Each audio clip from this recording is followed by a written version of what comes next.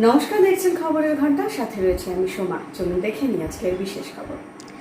সাংস্কৃতিক ও সামাজিক কর্মকাণ্ডের মাধ্যমে ব্যতিক্রমী হয়ে উঠেছেন এই অবসরপ্রাপ্ত শিক্ষক। 1980 সালে তিনি শিলিগুড়ি তরাই তারাপদ আদর্শ বিদ্যালয়ে শিক্ষকতার কাজে যোগ দেন আর অবসর গ্রহণ করেন 2018 সালে।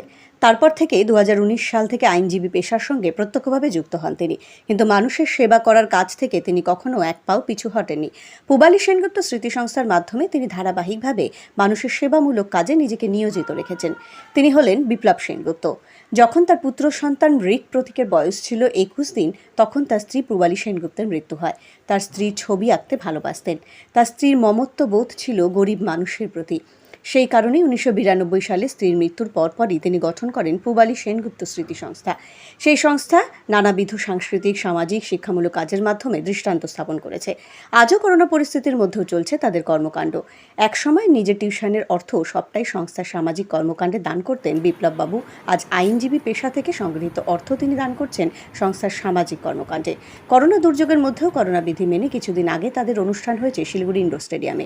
বসে আঁকো প্রতিযোগিতা ছাড়াও 5টি ভাষায় প্রবন্ধ প্রতিযোগিতা, দুস্থ মেধাবীদের শিক্ষা সামগ্রী প্রদান তারা প্রতি বছর করে আসছেন আর তার মাধ্যমে এক দৃষ্টান্তও স্থাপন করেছেন। যে সংস্থার প্রতিযোগিতায় শুরুতে প্রায় 400 জন অংশ নিত, আজ তা প্রায় 3000 ছাড়িয়েছে। শিলিগুড়ি থেকে গোটা উত্তরবঙ্গে ছড়িয়ে পড়েছে তাদের সুস্থ ভাবনা এবং কর্মকাণ্ড। এভাবেই বিপ্লববাবু তার হারিয়ে যাওয়া স্ত্রীকেও বাঁচিয়ে রেখেছেন ব্যতিক্রমী ও মানবিক সব কাজের মাধ্যমে। আসন্ন স্বাধীনতা দিবস এবং শিক্ষক দিবসকে সামনে রেখেও তিনি নতুন ছাত্রছাত্রীদের উদ্বুদ্ধ করেন দেশ ও সমাজ প্রেমের ভাবনায়।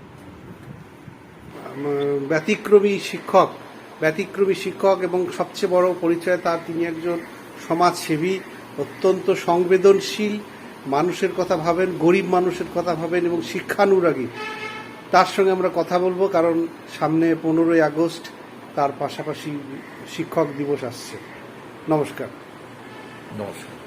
একটু এই যে প্রথমেই আমরা জানতে চাইছি যে শিক্ষক দিবস আসছে, আবার স্বাধীনতা দিবস আসছে, আপনি দীর্ঘদিন শিক্ষকতা করেছেন, এখন আমরা জানি যে আপনি আইনি পেশার সঙ্গে রয়েছেন, তো এই যে স্বাধীনতা দিবসকে সামনে রেখে কি বলবেন, ছাত্রছাত্রীদের উদ্দেশ্যে কি বলবেন?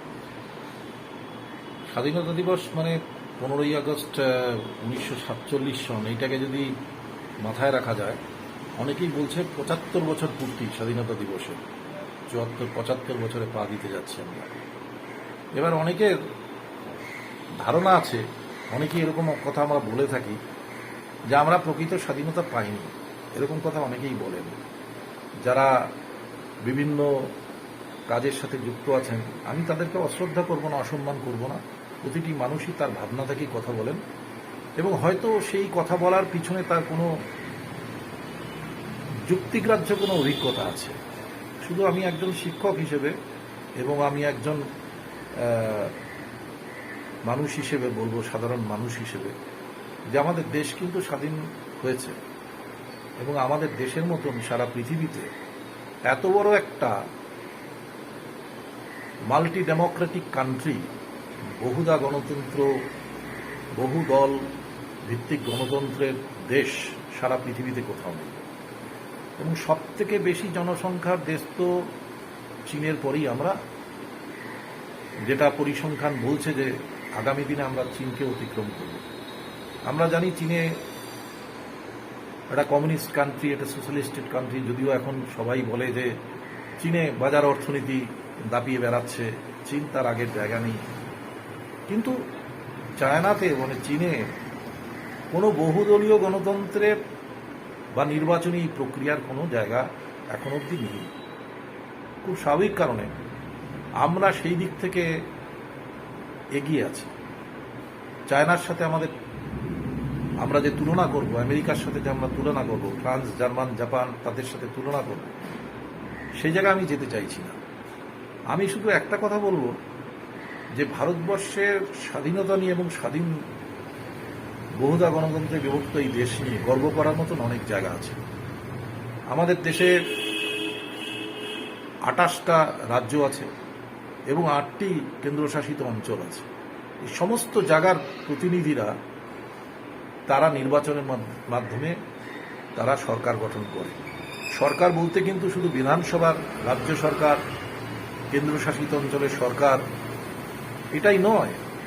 সরকার বলতে কিন্তু একেবারে গ্রামীণ স্তরে পৌঁছে যাওয়া, অর্থাৎ গ্রাম পঞ্চায়েত, পঞ্চায়েত সমিতি, জেলা পরিষদ যেমন আছে, পুরসভা আছে, কর্পোরেশন আছে, প্রতিটি স্তরে কিন্তু নির্বাচনী প্রক্রিয়া আছে। একটা নির্দিষ্ট সময়ের পরেই কিন্তু নির্বাচন হয় এবং সেই নির্বাচনের মধ্যে দিয়ে মানুষ তার মতামত প্রকাশ করে এবং নির্বাচিত করে।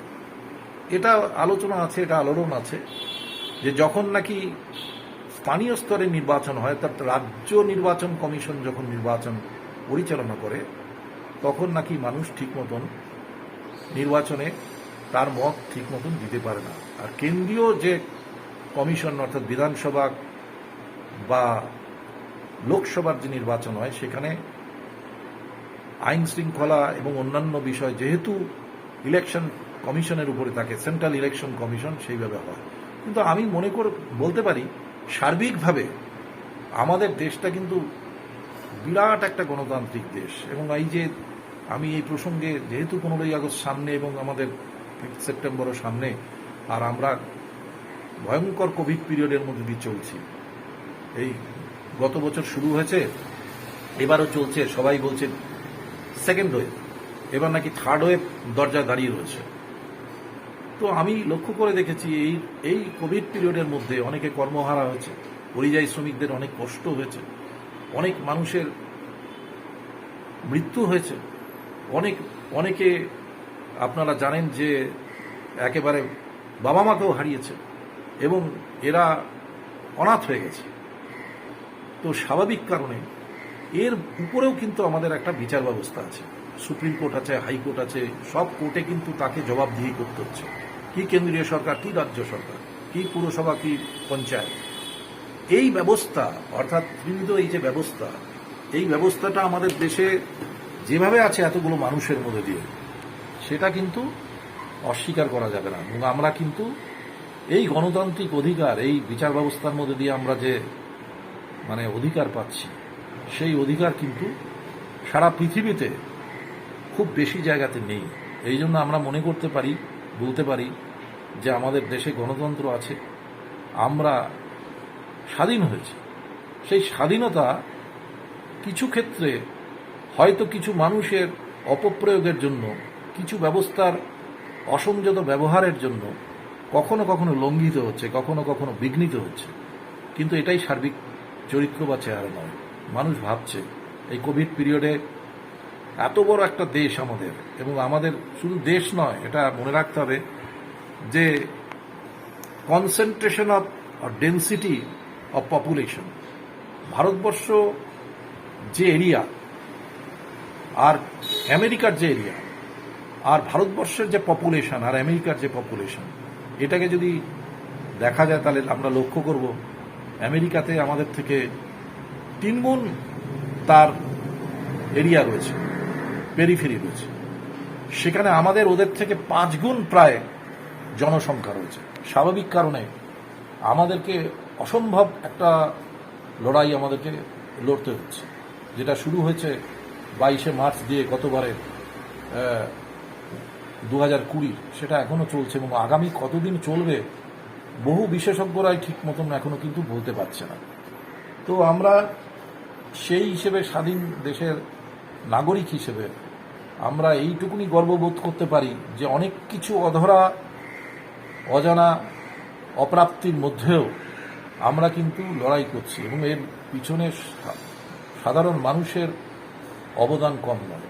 এবং এই যে আমাদের যে বিচার ব্যবস্থা আছে, আমাদের যে প্রশাসনিক ব্যবস্থা আছে, আমাদের যে চিকিৎসা ব্যবস্থা আছে, শিক্ষক সমাজ আছে, আইনজীবী সমাজ আছে, এবং সাধারণ সর্বস্তরের সাধারণ মানুষ, তারা কিন্তু একসাথে কাজ করছে।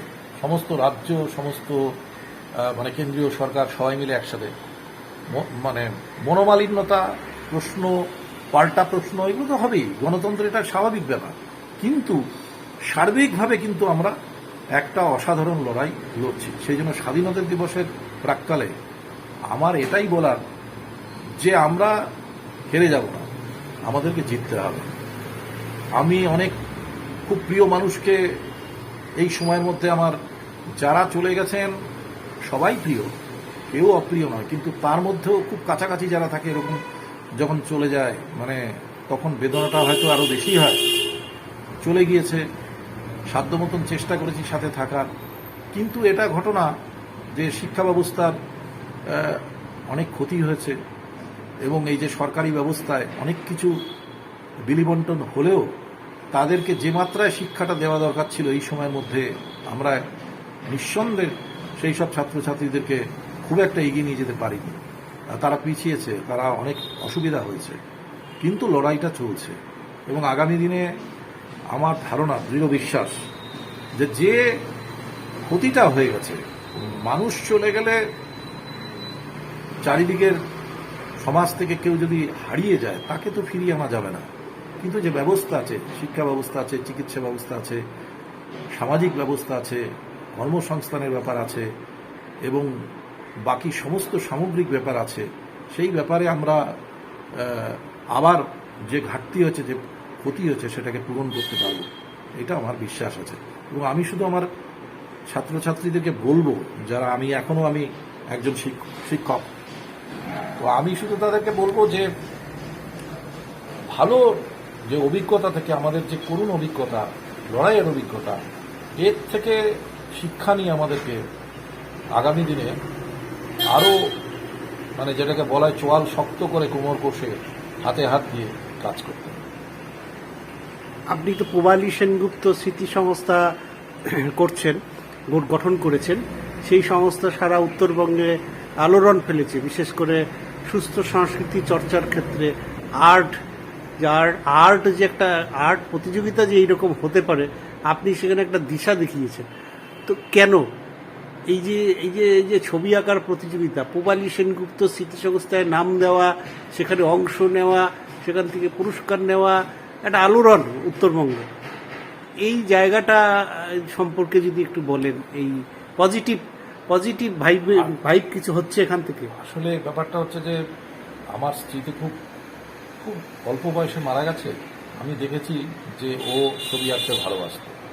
ও কারো কাছ থেকে ছবি আঁকা শেখেনি, কিন্তু ওর মধ্যে সহজাত প্রতিভা ছিল, সেই জন্য ভালো ছবি আঁকতে পারত। এবার এই যে ছবি আঁকতে পারত, যখন ও চলে গেল তখন আমার মনে হয়েছিল যে ওকে যদি, ও তো চলে গেছে, ফিরে আসবে না, কিন্তু ওকে স্মরণ করে আমরা কি করতে পারি। তার মধ্যে একটা অন্যতম প্রধান ছিল ছবি আঁকা, মানে অঙ্কন প্রতিযোগিতা। এইটা শুরু হয়েছিল সেই 92 সনে, প্রথমবার হিন্দি হাই স্কুলের ক্যাম্পাসে হয়েছিল। তারপরে ধীরে ধীরে আমাদের বাড়ির কাছে বলে জ্যোৎস্নাময়ী গার্লস স্কুলে বেশিবার হয়েছে এবং শেষবার আমরা ইনডোর স্টেডিয়ামেও করলাম। ইনডোর স্টেডিয়ামে শৃঙ্খলায়িত করা একটু অসুবিধার ব্যাপার আছে, যদিও সরকারি একটা জায়গা, কিন্তু আমরা অত্যন্ত সফলতার সাথে করতে পারলাম। ধীরে ধীরে সংখ্যাটা 3000-এর উপরে চলে গেল এবং আমাদের যারা সারা উত্তরবঙ্গ থেকে, কলকাতা থেকেও সমস্ত আমাদের যত মানে আমাদের নামকরা চিত্রশিল্পী আছেন, প্রকাশ কর্মকার, বিজন চৌধুরী, গোপাল সান্যাল থেকে শুরু করে আরও অনেকে আমাদের এখানে এসছেন এবং তারা বিচার ব্যবস্থা করেছেন। পরবর্তী পর্যায়ে জলপাইগুড়ির যত, কুচবিহারের যত আছেন, অমল দস্তিদার, অজিত বক্সি, অশোক সমাজদার, এরা এবং আমাদের বিশ্বজয় কুণ্ডু থেকে শুরু করে অনেকে আমাদের এখানে এসছেন এবং তারা এই যে বিচার ব্যবস্থার সাথে যুক্ত থেকেছেন। তো ওরা বলেছেন আমাকে যে প্রতিযোগিতা শুধু না করলে হবে না, উৎসাহ উদ্দীপনা তৈরি করতে হবে। সেই হিসেবে আমরা উৎসাহ উদ্দীপনা তৈরি করার জন্য, এবং যারা আমাদের এই কেন্দ্রে এসে পৌঁছাতে পারছে না, শহরের প্রাণ কেন্দ্রে, সেই যে পিছিয়ে পড়া অঞ্চল আছে, সেখানে গিয়েও আমরা বছরে কিছু জায়গায় আমরা গিয়ে অনুষ্ঠান করে আসছি, অংশগ্রহণ করাচ্ছি। তো এইভাবে এগিয়ে চলেছে এবং পূবালীকে স্মরণ করেই হচ্ছে। আমরা সবসময় বলি যে আরও বহু জায়গায় হচ্ছে, সেখানেও আপনারা যান। সবাই মিলে আমরা, সমস্ত সংগঠন মিলে, সংস্থা মিলে আমরা যেন একটা কি করতে পারি, আমরা একটা যেন সাংস্কৃতিক পরিমণ্ডল তৈরি করতে পারি। স্বপ্নটা কি? স্বপ্নটা হচ্ছে মানুষের মন থেকে, পরিবেশ থেকে, সামাজিক প্রেক্ষাপট থেকে যেন সমস্ত জায়গা থেকে দূষণ মুক্ত হয়, সমস্ত জায়গায় যেন আমরা সুস্থ সমাজ ব্যবস্থার সাংস্কৃতিক পরিমণ্ডল আমরা যেন গড়ে তুলতে পারি। আর শিক্ষক দিবসের উপলক্ষে কিছু বলবেন শিক্ষকদের উদ্দেশ্যে? শিক্ষকদের দীর্ঘদিন শিক্ষকতা করেছেন। শিক্ষকতা করেছি আমি, যারা আমার সাথে একসাথে সহকর্মী ছিলাম। যখন আমি প্রথম গিয়েছি তখন অনেক সিনিয়ররা বর্ষিয়ানরা ছিলেন। পরবর্তী পর্যায়ে অনেকে আমার থেকে অনেক বয়সে ছোট, সবার সাথে একসাথে কাজ করেছি। এই মুহূর্তে শিক্ষকতা না করলেও তাদের সাথে আমার যোগাযোগ আছে, তাদের সাথে ভাব ভালোবাসা আছে, তাদের সাথে সবসময় আমি সবসময় তাদের সাথে বলি যে একটা সামাজিক প্রেক্ষাপট গড়ি। এখন নতুন পেশায় এসছেন, আইনজীবী। কোনটাকে বেশি নম্বর দেবে, কোনটা বেশি ভালো মনে হচ্ছে? আসলে নিঃসন্দেহে শিক্ষকতা, যেটা আমি দীর্ঘদিন ধরে করে এসেছি এবং একদম তরুণ বয়স থেকে ওদের সাথে খেলাধুলা করেছি, আবৃত্তি করেছি, নাটক করেছি, ওদেরকে নিয়ে ওদেরকে পড়িয়েছি, ক্লাসে বাড়িতে পড়িয়েছি, বিভিন্ন জায়গায় গেছি, দীর্ঘ সময় আমি ব্যয় করেছি। এবং বিশেষ করে আমার স্ত্রী বিয়োগের পরে আমার যে যন্ত্রণার সময়টা, সেই সময়টা আমার ছেলে তখন খুবই ছোট, মাত্র 21 দিন বয়স। তো পরে আস্তে ধীরে যখন ছেলে বড় হয়, আস্তে আস্তে ওর সাথে আমার বন্ধু হয়েছে। সাথে ওই যে ছাত্রছাত্রীরা যারা তারা আমাকে অনেকটা কি করেছে, যন্ত্রণা ভুলিয়ে রেখেছে এবং আমাকে ভালো পথে আমি থাকতে পেরেছি। অন্য পেশার ক্ষেত্রে হয়তো সেইটা এইভাবে এতটা ব্যবহৃত হতো না, যেটা আমি শিক্ষকতা থাকাতে হয়েছে। তো পরবর্তী পর্যায়ে একটা তো প্রত্যেকটা মানুষের একটা অবসরের সময় আসে, অর্থাৎ পেশা যদি হয়, চাকরি যদি হয়। আর আমি সরকারি চাকরি ছিলাম, সরকার অধীত শিক্ষা প্রতিষ্ঠানে, তো আমাকে তো আসতে হবে। পরবর্তী পর্যায়ে কিন্তু আমি আবার শিক্ষকতায় আমি যুক্ত হতেই পারতাম। আমার অনেক সহকর্মী হয়েছেন, আমিও পারতাম, এবং তাতে মাস গেলে একটা নির্দিষ্ট অঙ্কের অর্থও আমি পেতাম। ছাত্রছাত্রী তো ছিলই আমার সাথে, কিন্তু আমার মনে হয়েছিল যে একটা কাজ যেটা আমি পড়াশোনা করেছিলাম আগে, সেই কাজটা তো এখন কোনোদিন করা হয়নি। তবে অনেকে আসতো আমার কাছে, এমনকি আমার সহকর্মী শিক্ষকরাও আসতো, তাদের সার্ভিস সংক্রান্ত বিষয় বা কিছু বিষয় আইনি আমার সাথে আলোচনা করত। তো আমি সেই আইনি পরামর্শ আলোচনা তাদের সাথে করতাম, কিন্তু পেশাগতভাবে তো করিনি, তো সার্বিকভাবে করিনি। সেটা আজকে আমি 19-এর মার্চ মাসের পর থেকে শুরু করেছি। তার মধ্যে তো বিরাট সময় ধরে, প্রায় 1.5 বছর ধরে কোভিড চলল। এই সময় বাকি যে সময়টা আছে, সেই সময় আমি শিলিগুড়ি কোর্টে, জলপাইগুড়ি জেলা নবাববাড়ি কোর্টে, দার্জিলিং কোর্টে আমার মামলা করার সুযোগ হয়েছে, মানুষের জন্য কথা বলার সুযোগ হয়েছে। সর্বোপরি আমি সার্কিট বেঞ্চের যে হাইকোর্টের যে সার্কিট বেঞ্চ জলপাইগুড়িতে, সেখানে আমার সবথেকে বেশি সুযোগ হয়েছে মামলা করার, এবং আমি অনেকগুলো মামলা করেছি। এবং আমি একটা হিসাব রয়েছে আমার কাছে যে 37 দিন আমি কলকাতার বিভিন্ন বিচারপতির সামনে এজলাসে আমি সওয়াল করার সুযোগ পেয়েছি, এবং কিছু ক্ষেত্রে আমি মানুষের রিলিফ আমরা পেয়েছি। এবং সব মামলাই আমার হাইকোর্টের writ petition, constitutional writ, article 226, যেটা সুপ্রিম কোর্টে গেলে 32 হয়, 226 এর উপরে মামলা করেছি। এবং ছোটবেলা থেকে যে ঘরানায় আমি বিশ্বাসী, যে মতাদর্শে বিশ্বাসী, তখন জানতাম, তখন একরকম লড়াই করতাম। ছাত্র, যুব, শিক্ষক বা বৃহত্তর ক্ষেত্রে যে লড়াই করেছে, সেই লড়াইয়ের যে একটা অংশ আইনি ব্যবস্থা, সেই লড়াইয়ে আমি রিট পিটিশন, এই রিট মামলাটা করতে পারছি। আরও ভালো হবে যদি পিল সেকশনটা, পাবলিক অর্থাৎ জনস্বার্থবাহী মামলাগুলো এখানে করা যায়, সেখানে যদি আমি সুযোগ পাই, তাহলে আমার খুব ভালো লাগবে। তবে এই শিক্ষকতা করতে করতে সামাজিক বিভিন্ন কাজের সাথে যুক্ত থাকতে থাকতেই বহু মানুষের সাথে পরিচয় হয়েছে, যার জন্য খুব অল্প সময়ের মধ্যেই কিন্তু আমার কাছে অনেক মানুষ আসছেন, বিশ্বাস করছেন, এবং তাদের মামলা আমাকে লড়াই করতে আমাকে তারা অনুরোধ করছে। এটা আমার বিরাট প্রাপ্তি। আপনি শিক্ষকতা আমরা দেখেছি, প্রচুর দুস্থ মেধাবীকে বিনে পয়সায় আপনি টিউশন পড়িয়েছেন। আবার পূবালী সেনগুপ্ত স্মৃতি সংস্থার মাধ্যমে বিরাট বড় একটা সামাজিক কাজ বছরের পর বছর ধরে করে যাচ্ছেন। অর্থাৎ সমাজের প্রতি যে একটা বিরাট দায়বদ্ধতা, মানবিক বোধ, মূল্যবোধ, সামাজিক দায়বদ্ধতা আপনি পালন করছেন। এইবার বিচার ব্যবস্থার ক্ষেত্রেও প্রচুর সাধারণ গরিব মানুষ যারা বিচার চায় কিন্তু অর্থের অভাবে বিচারের দোরগোড়া অবধি যেতে পারে না, এরকম প্রচুর মানুষ আছে যে নিরীহ মানুষ, তাদের উপরে অত্যাচার হচ্ছে বা তাদের বিচার প্রয়োজন, বিচারের রিলিফ প্রয়োজন। এই জায়গাটা নিয়েও আপনার কিছু ভাবনা চিন্তা আছে? কারণ অর্থের অভাবে অনেক মানুষ। না, এটা ঠিকই আছে। আমি তো বললাম যে খুব অল্প সময়, তার মধ্যে তো প্রায় 1.5 বছর কোভিডে গেছে, কিন্তু আমার কাছে যতজন মানুষ এসেছেন তাদেরকে যে ত্রিবিধ রিলিফ দেওয়ার ব্যাপারটা, একটা হচ্ছে যে বুঝিয়ে মামলা থেকে বিরত করে তাদের যেটা ভালো হবে এবং মিটমাট করে দেওয়া, এইটা একটা।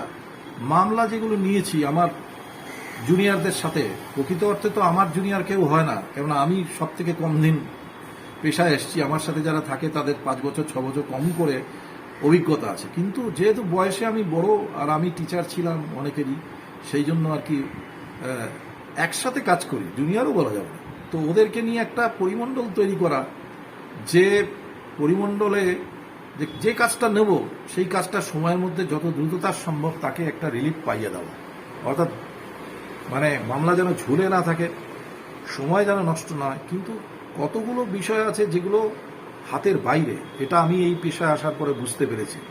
যেমন এত মামলা, সে আন্দাজে ইজলাসের সংখ্যা কম, এবং এই যে কোভিড পিরিয়ড গেল, দিনের পর দিন, মাসের পর মাস কোনো কোর্ট বসতে পারেনি, ভয়ঙ্কর ব্যাপার, মানুষ রিলিফ পায়নি।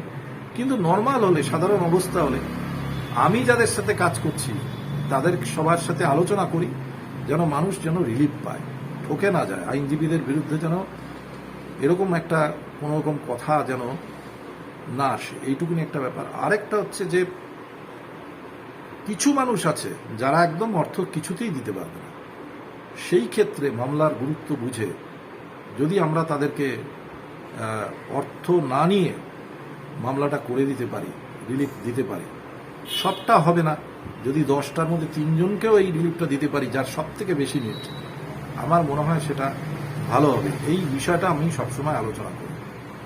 Thank you.